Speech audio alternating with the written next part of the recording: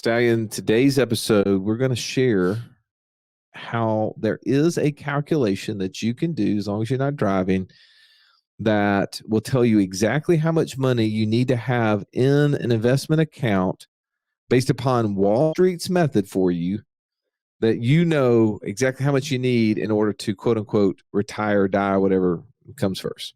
Yeah, I think it's going to be pretty eye-opening. It's a big number. It's as some of the people in their inner circle said, an incalculable number. Can you use that word? Incalculable? Incalculable. I wouldn't. You can't say it, but you could use it. I repeated it. I'm not quite certain I would have the definition for you on it. Speaking of calculable, you told me just a sec ago before we pressed record that you took calculus in high school. I did. Yeah, my senior year. That is crazy. I had to have one of those ridiculous calculators, like the graphing ones that had the big screen at the top. And I just remember, like, it was like college tuition to buy that thing. It was like $1,000, and it really wasn't $1,000. It might have been like $80, but at the time it felt like that. And I remember using it like 3 times the whole year. Yeah, I didn't get that high in math. Once we quit adding numbers and started doing letters and derivatives and derivatives of derivatives and stuff like that, I didn't do it. Did I ever tell you a story about Megan and I actually took a class together in college? No. Yeah, so the first year she was there in college, she followed, and I needed to take calculus as part of my degree. And Megan said, I'll take it too. I'm like, oh, cool. So we took calculus together. Technically, she showed up. She went to study for it. I rarely showed up, and shocking, I did not do well in the class. So bad, I actually failed. I actually did fail because I dropped out before I failed. That was, what a crazy thing that is. They'll just let you go as far as you want to, and they'll let you drop out. And that's what I did. And I was not good at that class. And later on in life, I found out that she actually didn't need to take the class. She took it for what reason? You're looking at him, bro.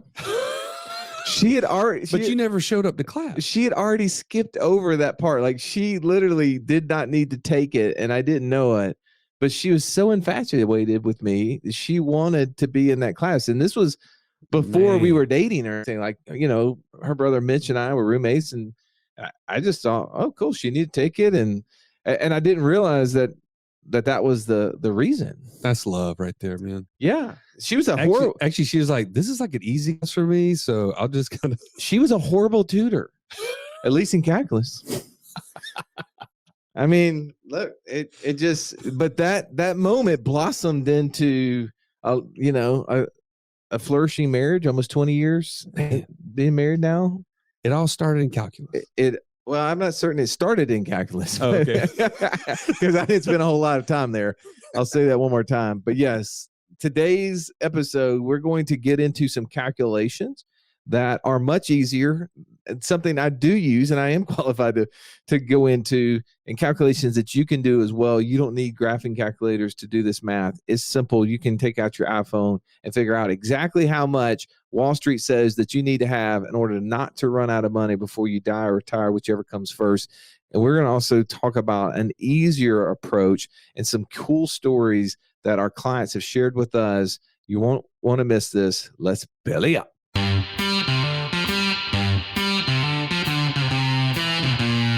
Welcome to the Wealth Without Wall Street podcast, your guide to understanding how to get out of the Wall Street rat race and start your own mailbox money lifestyle.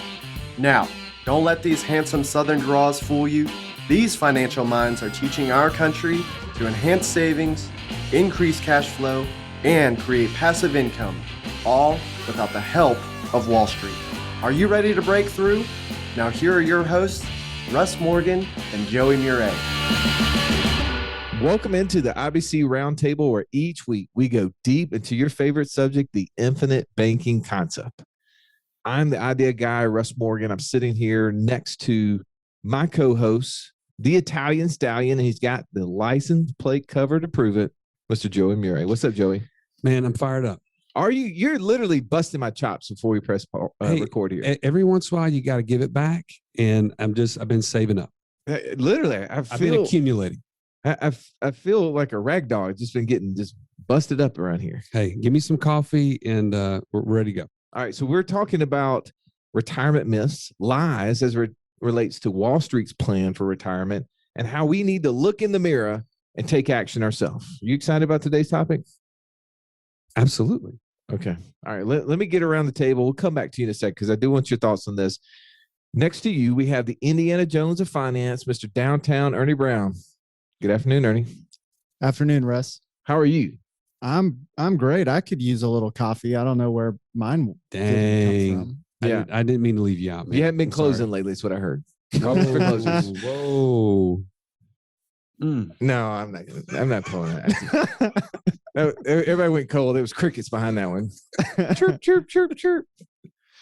I'm going to move on across the table. We got the man with the $1 million smile, Mr. Incredible, JD Hill. Good afternoon, JD. Good afternoon. I gotta be honest here. If Joey, this is what you sound like after coffee, dude, where's the excitement? I'm sorry. This is not what excited sounds like. It is definitely this is flat Joey right Look, now. if there's This is 10, lukewarm Joey. if there's a 10 on the deal, I'm always running around 2 or 3. So I just went up about 4. I'm still way behind you. What but that's were okay. your energy units on the culture index? They had to have been like Actually 9.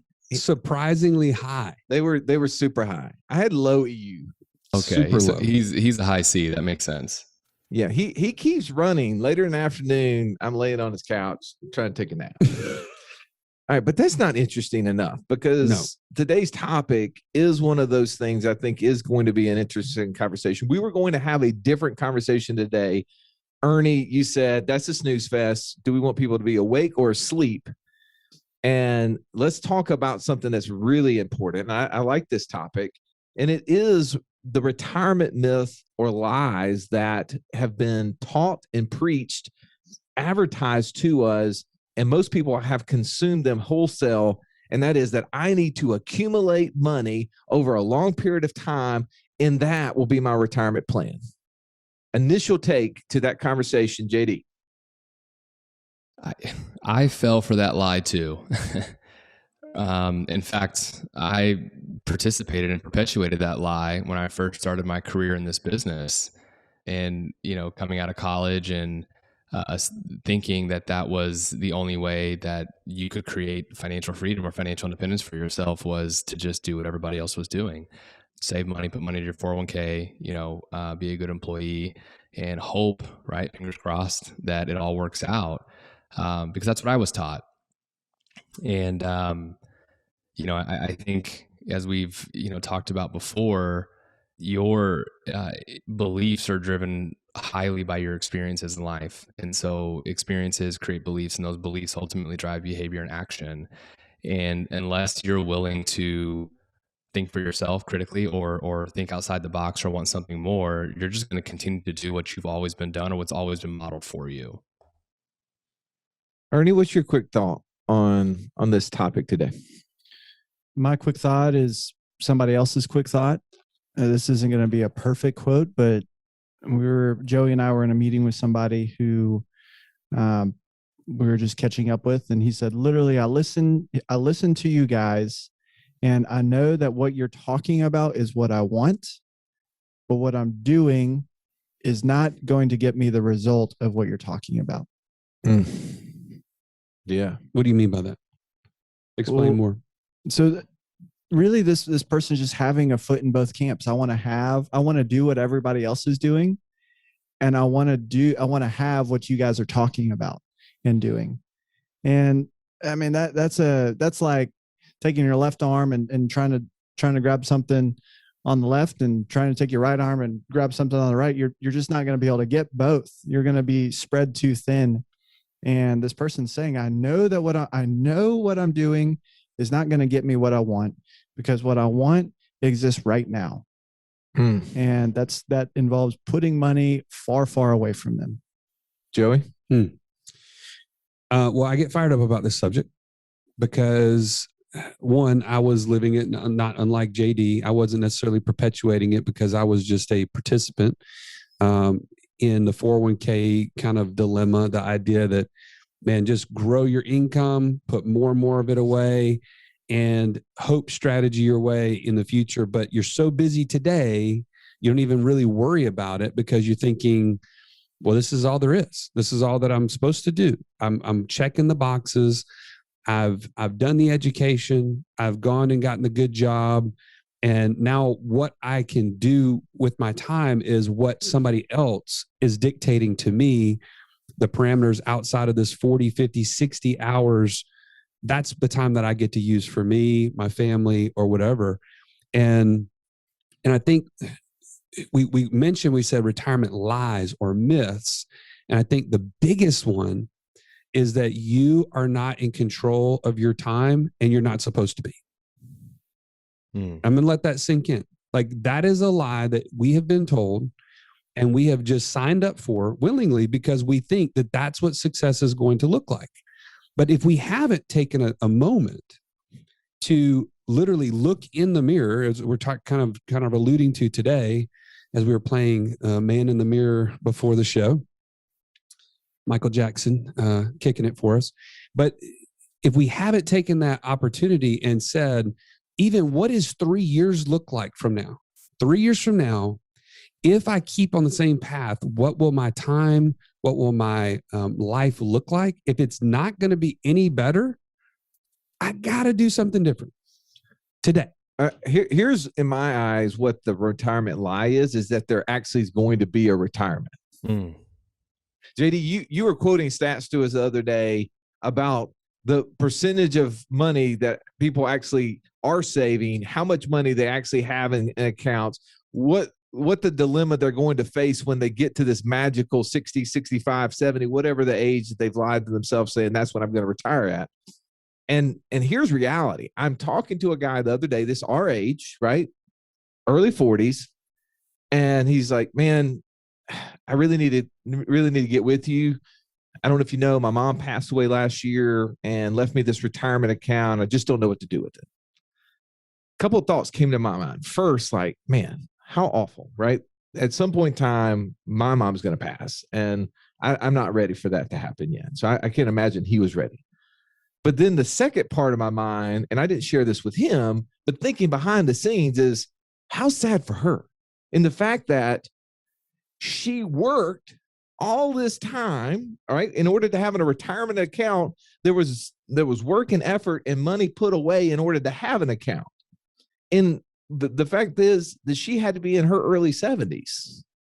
So you would think there's still a lot of life to be lived that she didn't live. But yet, what did she do? Worked hard, saved money for this future time that she was then going to enjoy it, and didn't. She didn't get to enjoy it because life ended before this quote unquote retirement actually existed. And I think that that's a lie. I'm like, why? Why would we give up the best part of our lives? The times where we are the healthiest, the times where we are the most active, the things that where we can add the most value to people, not to mention the lie that retirement is a good thing for us, because retirement means taking out of service. I don't think any of us are called to be out of service. We need to be producers. We need to be serving others. And I'm going to share this. I'm going to try to share my screen. Let's see if this works well. For those of you who are watching the YouTube video, maybe you'll get to see this. If you're watching it live, you'll kind of see my screen. But there's actually a calculation, if you will, of how much money you need to have in an account in order to be able to quote unquote retire. Joey, you and I interviewed Dr. Wade Fowle a year and a half ago on the show. Right. What did he say about what amount of money someone needed to have in an account in order to retire? What was his rule, or what was the analysis he had done by studying all the Monte Carlo simulations on, the withdrawal rates over the years? Well, he basically, after he shared a lot of jargon and very intellectual things that you were falling asleep behind the wheel as he was sharing it, he got to the brass tacks. And what has always been the rule since, I don't know, was it the 90s, that this was kind of established, that you should be able to accumulate enough money that at some point you can retire on 4% of that accumulated value and not run out of money. So what I mean by that is if you had $1 million in an account, you should be able to draw that down at 4% per year Or 40,000 and not run out of money. But what he said is because of basically new data, low interest rates, variables, low interest rates, things like that, that we've always said that, I mean, there's so many variables when it comes to retirement accounts as it is that you cannot control. So there's nobody with any certainty can give you an idea of what that number is going to be. He said because of those variables, that 4% is now closer to 3%. So he had what everybody would refer to as the 4% rule. He's saying it's now the 3% rule. So if you were going to need to spend $100,000, right, and you're going to take out 3%, you'd have to have $3.3 million in an account to take out $100,000 a year and have a 100% probability of not running out of money. That's right. Right? That's right. So if you're following with me at home, I'm going to show this. So JD, we were going through this example yesterday. We were saying, let's take somebody in their mid to late 30s and they're making, let's just say $100,000 a year. That's their income. And with the average balance of this person was about $75,000. That was the data that you pulled up. You said, well, let's say they're being really good stewards of money and they're saving 10%. So they're saving $10,000 a year. How old is this person? This person's 38. Okay.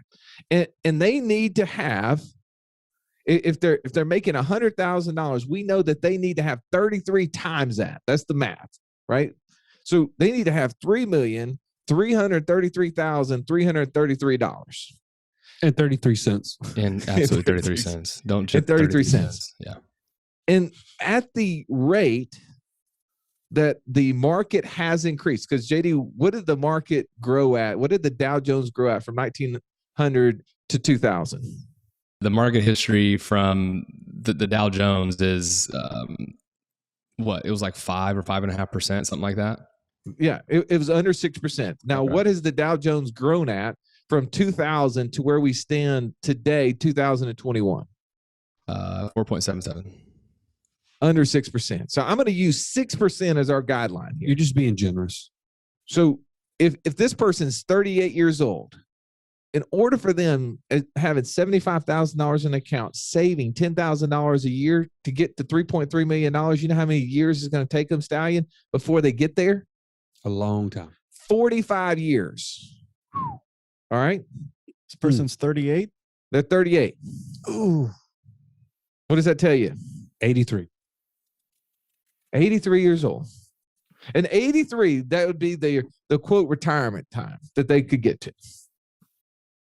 Just let that sink in, that the retirement lie that people are swallowing, they're not going to get there. And at some point, they're going to realize this. Unfortunately, it's going to be way late in the game. That's right. Like they're 38. Dude, spoken like a mid-20s. Man. Come on now. By the way, Russ, when you reference that, hey, they were kind of our age, young 40s, Ernie immediately shuts off. Like he's not relating to that. Well, so consider the fact that this is what's staring most people in the face. They've never done this math. They've never even calculated how much they were going to need. So right now you can do this. If you're driving, don't do this, but take how much money that you make, multiply it times 33.33. And that tells you how much money you need to have in an account if you're going to follow Wall Street's plan for retirement. Because if you have that amount of money, then spending it down at 3%, you will have 100% probability based upon what Wade Fowle would say to not run out of money. Now, you can try it with less. Could we define that real quick? I think it's important because most people don't actually define what not running out of money means. Okay. Not running out of money does not mean that you have your original account balance. Not running out of money means that in 20 years or 30 years, whatever the calculation was run at, that your account balance has at least $1 left. That is how they run those Monte Carlo or withdrawal rate simulations, is they run them to determine the probability of having at least $1 left in your account at a future date. And that, to me, I think is a pretty important thing to articulate or communicate, right? So when they say you have a 99% probability of not running out of money, that means you have a 99% probability of having at least $1 left at whatever time frame they're running the probability on. Okay. I've heard enough about infinite banking. I'm pretty sure it's a fit for me and my family, Russ. How do I get started? Let's take that pretty sure and make it darn sure. Reason you do that is that you get clarity, Joe. You need to get on a 15-minute call with one of our coaches at wealthwithoutwallstreet.com/free call. Then you'll know where you're starting from and where you're headed. And only then can you implement the infinite banking process. All right. So go to wealthwithoutwallstreet.com/free call to get that 15-minute conversation, gain clarity. But now let's jump back into today's episode. And what we're telling people is it doesn't have to be that way, right? You don't have to accumulate 33 times your income in order to be financially free. Ernie, what is the formula for financial freedom? Passive income is greater than your monthly expenses. Passive income is greater than your monthly expenses. So if you made $100,000 and you were saving 10, your monthly expenses, Joey, would be what? 90. That'd be your annual, right? So divide that by 12, somewhere around $8,000. Sure. Okay. Yep. So what we need to accomplish then, based upon what Ernie said, all we have to do, and I say all, that's not easy, but we have to get $8,000 a month of income coming in outside of our daily job to get financially free. By the way, how much easier is that calculation than what we just had to walk people through this long drawn out calculation to come up with a probability of having $1 and having to defer their life until that time. Yeah. Well, and so here's the thing is that don't you want to be infinitely wealthy? If wealth is really defined in time, because that's really what this would be. That's what ultimately the 3%, 4% rule is doing. They said you need to have this amount of money. And then when you start taking money out of it, basically you got this many months. It's defined in time. That's right. But ultimately, as JD says, it's going toward potentially zero, right? It's going down every single time. But if every month I brought in an income that was equal to or greater than my monthly expenses, and the assets I own was producing that and would continue to produce that into perpetuity, wouldn't I then be infinitely wealthy because I have an infinite amount of time? 100%. There is a way, there is a formula. And what I want to finish this podcast talking about is just some of those stories, the reflection, because when we sit back and we evaluate the cool things that are happening in our community and we hear what people are actually doing with their money, how they're impacting that, because what you could do is you can sit down and you can like write down all the things that you're doing financially, and it'd be a great exercise. And we actually have a tool that we're about to roll out that you're going to be able to do this on. And it'll be this free 3-day challenge. And one of the exercises in there is write down all the things you're doing financially and then determine, is it getting you closer to financial freedom or is it getting you further away? And it's really easy, right? Because it is deemed, if it's getting me closer to it, means I'm creating a passive income or I'm reducing a monthly expense. If I'm not doing that, I'm getting further away. That activity is getting me further away. It's really cut and dry. That's how you delineate. Absolutely. So let's talk about some of the things that people are doing financially that are getting them closer to financial freedom. And they're using infinite banking as the foundation. They're using that as the tool. JD, you want to share one that you've heard lately that really kind of inspired you? Yeah, absolutely. The financial freedom formula, the amazing thing about it is one, it creates an objective or an agnostic way to look at, am I on track to one, get to where I want to be, but two, am I actually making good financial decisions, to remove the emotion from that particular financial decision. And, because I'm wired personally in such a way where I'm very black and white. So I look at things very linear, and my wife, on the other hand, does not look at things very linear. So she really helps to balance that out. But to be able to put something down on paper that provides some framework and some context on how to look at things is so helpful. And like you said, there's only two levers that you can essentially pull in that formula. You can either reduce your expenses or you can increase your passive income. Either way, though, you have to at some point start working on the passive income side, because in so many of our conversations that we have with people, they have a noble desire to want to get out of debt. And I think that is an amazing thing for people to want to do, is to get out of debt. However, if all you do is focus on just reducing your expenses, you end up living hand to mouth. You never actually get ahead because all of your available cash flow is going to reduce your expenses. But the reality is that you can't pay off the cost of living. Like, that's never going to go away. There's always going to be some measure of an expense there. And so I share all that to lead into this particular interaction that I had with a particular client. And, she's explaining to me the things that she wants to do. And some of them are very short-term right in front of her. She wants to get out of debt. She's getting ready to buy a house. And as we look at the cash that she has available and starting to map it out within the context of that financial freedom formula, we were able to build an IBC policy for her where she could immediately deploy it into paying down that debt, which naturally freed up cash flow to go back to the policy. But what that did for her is it unlocked this idea that, holy cow, what I'm doing is actually making progress and getting me closer to financial independence. She joined our short-term rental mastermind, right? She's taking action and putting things in place to create passive income. And for the first probably 3 or 4 weeks, right, I was getting peppered with emails pretty consistently every 2 or 3 days of her asking additional questions and additional questions. But what the formula did and what IBC did for her is it gave her a framework to start working towards not just getting out of debt, because that's just a step, right? It's not the end result. But it allowed her, again, to be able to start moving towards the ultimate end result of becoming financially free. And for me, that was super empowering and encouraging that I was able to be a part of that interaction and that ultimate result that was immediate, right? We didn't have to wait 30 years to see some measure of results. She was able to achieve those results right away, right when she took action. Ernie, you want to share something that maybe you've heard that's inspired you? Yeah. There's everybody's got their favorites, Right. you don't admit that out loud all the time, but I just remember last year meeting with this guy. He's got a family. He's got 5 kids. He's not Joey. Thank you for clarifying.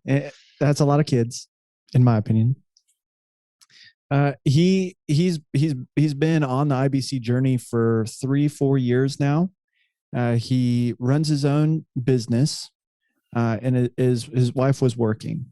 He started putting cash in his control using an insurance policy, and then found an opportunity to buy a piece of land that had a duplex on it, that also had the ability for them to build another building on it, another property to turn into a rental. And just acquiring that property completely changed his mindset. He knew he wanted to go in that direction and build income streams, cash flow. But that really kind of took off on him, and it did really well for him over the past couple of years. So we were getting together last year. He was looking at expanding IBC on his 5 kids, and that's just an awesome project. He had his 5th right around that time, so we're putting a policy on a brand newborn, and that's just awesome that you think about an insurance policy going the entire length of that child's hopeful really long life. That's just going to be an amazing tool for their family. But in the midst of them getting started in real estate, they require some other things, and they're able to work his wife out of her job. They're able to create enough income where she could work inside the home, spend time with the kids, be more dialed in together. They're working together in the real estate projects, having to renovate these properties that they got going, and now on to next projects. And I just think that's awesome. The result of getting control of some cash, deploying it into something that they were learning about, working on it together, and getting to a place where one of them has been worked out of a job at this point, and they've put in place the structures of these insurance policies that are going to last hopefully 40, 50 years longer than they will at this point, just on their kids. That's really cool. Stallion, you got one you can think of?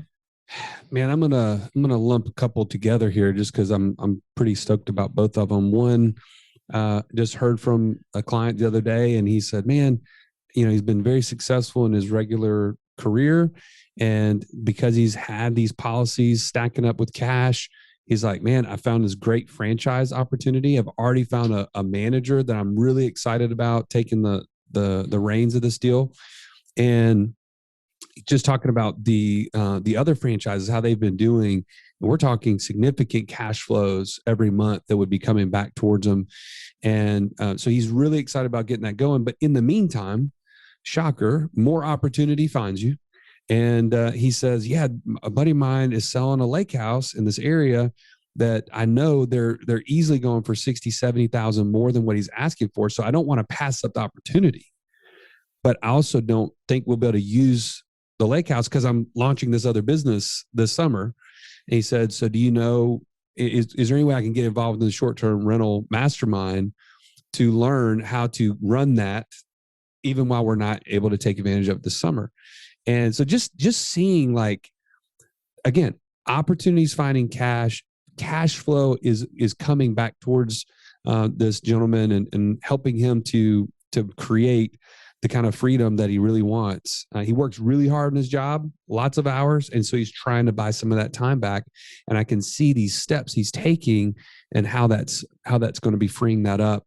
Gets really exciting. And then another guy just told me in just a few years, he's been able to control over $1 million in equity in real estate deals just by leveraging his policy over and over into various different projects, real estate related, to the point where he's buying and flipping, buying and holding, and even done some build jobs on some projects. And he's really cool to go into Facebook, and he's taking pictures of himself at the closing table or at the closing office and saying, so glad I'm getting some Wealth Without Wall Street today.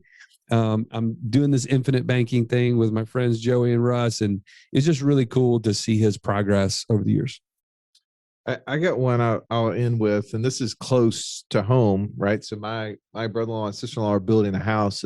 We all bought property together, and our wife's parents, and we've been waiting on their house to get built, and there was some kind of delays there. And one of our clients, we actually had connected to them. When we first started working with him, Joe, you remember, he was working for a really major building company local, and he knew that he needed to be saving money, knew he needed to be a saver. It wasn't something he had done in his life up to that point. And I think meeting you and kind of connecting with this concept, he started doing it, and they really started putting some money away. And a couple of years later, some things happened. He took what he thought to be a promotion. Shortly it was, but then there was actually a setback that happened. He took a $60,000 raise to go to a brand new company, and that ultimately didn't work out. But God had a plan for him, and that led him to being able to start his own design and build company. And whenever my brother-in-law and sister-in-law were ready to build their house, I said, I really would love for you guys to talk to this guy.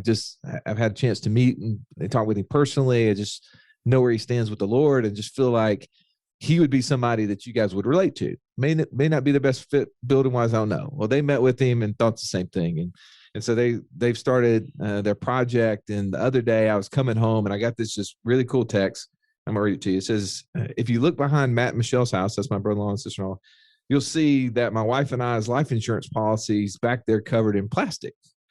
And I'm like, well, what? And I'm really, and for some of you who have new insurance policies, you don't even know because they come digitally now. But back in the old days, they used to send us the actual physical insurance policies, and they would be in this like big Ziploc wrapper, right? So I'm thinking like, what?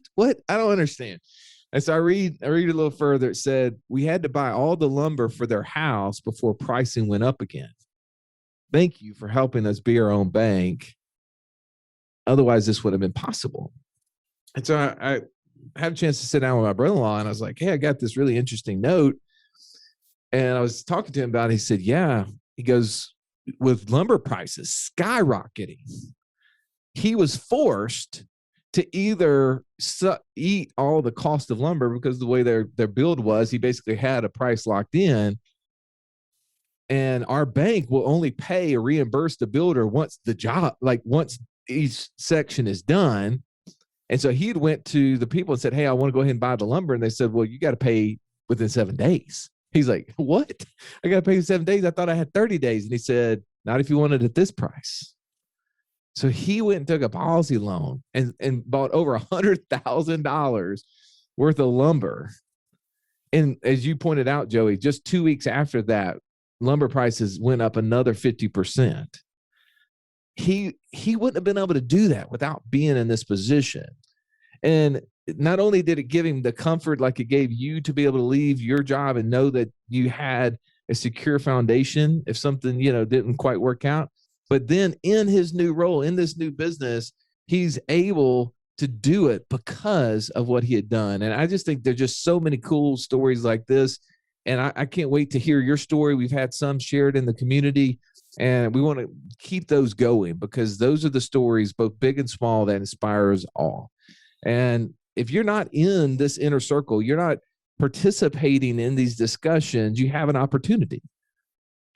Yeah, head on over to wealthwithoutwallstreet.com/inner circle.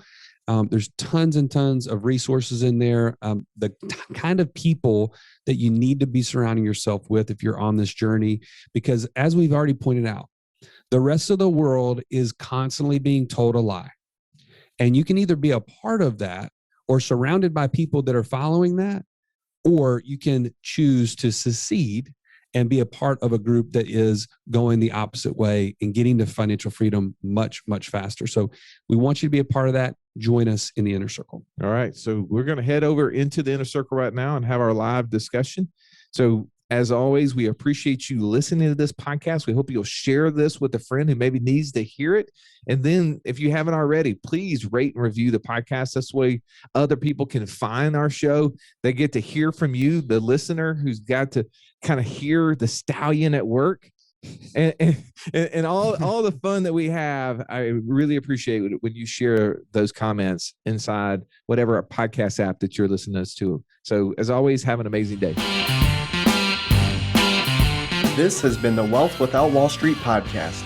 Don't forget to subscribe to the show to break free of the Wall Street mindset and begin building wealth on your own terms in places you understand, so that your wealth will never run dry.